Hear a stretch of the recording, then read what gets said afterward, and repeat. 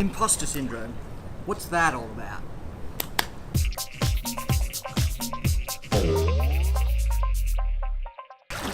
So one of the problems that people have about blogging is fear of imposter syndrome, that they don't feel like they're worthy or that they don't know how to put themselves out in public.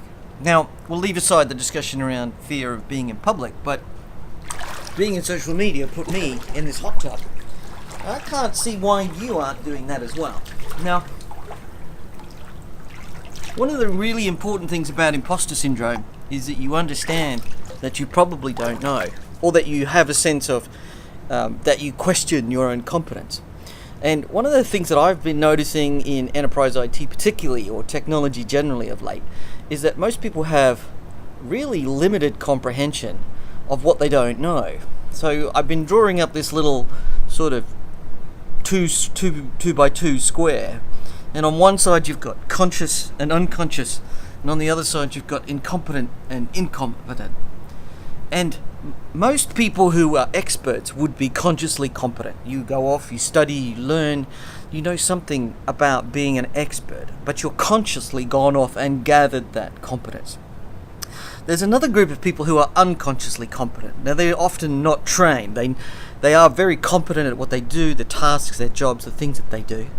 And this sort of unconscious competence is usually reserved for non-specific, not knowledge work, which is generally what I'm about in enterprise IT, and probably you if you're watching. And this kind of unconscious competence is like watching tradesmen, people who've done the same task over and over, who've developed expertise, fine motor skills, experience to know when to do the right thing. Unconscious competence, but usually through repetition or through coaching. So that sort of thing is what footballers do. They're obviously not competent at chasing after a piece of pigskin around a paddock, but what they are really good at is practicing it until it becomes unconscious competence. And there is a space for unconscious competence where you can just automatically competent in any situation and react. Military drills, for example, the ability to use your weapon in that crisis situation is absolutely key. So there's two things there: unconscious competence, conscious competence. People who are excellent at their jobs often go on to be consciously competent. But the real issue is unconscious incompetence, I think.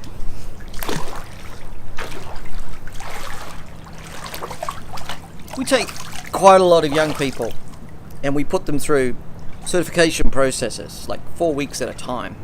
And we put them in Cisco certified courses or Juniper certified courses and call them network professionals. So 160 hours of classroom time, and let's say they do another 160 hours one-to-one self-training or self-study, and then pass some exams, and we tell them that you are now industry experts. We've given you all the tools you need to be an expert. And there is a certain type of person out there who will think, hell, I know what I'm doing now. What else do I need to know? If there's anything else that I needed to know, they would have taught me. It'd be in the courseware. All I need is this. One of the interesting things about networking is that we often work alone. There's usually just us. We're not out there making magic. We're not out there rubbing shoulders with other people. A lot of people who work in small to medium enterprises don't actually have anybody around them to rub against, to share knowledge, to measure themselves, to that sort of thing. So they may actually be incompetent, having been told that all they need is this bare minimum of skill level, which is just a few weeks of basic training effectively, but we call them professionals because of their certification, by a vendor who has every interest in making sure that training aligns to their sales and revenue goals.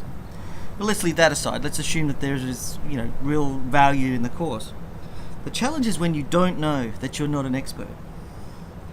And if you don't, you might be in any situation and be able to speak up and say what you want, to be an armchair engineer, as it were, where you stand up and tell people, I'm an expert on this and therefore I know what to buy, or I am the right person to design this solution, I'm going to go out and do it. That's what I'm concerned about at the moment, is how do we address unconscious incompetence? Those who don't know, they don't know, in effect.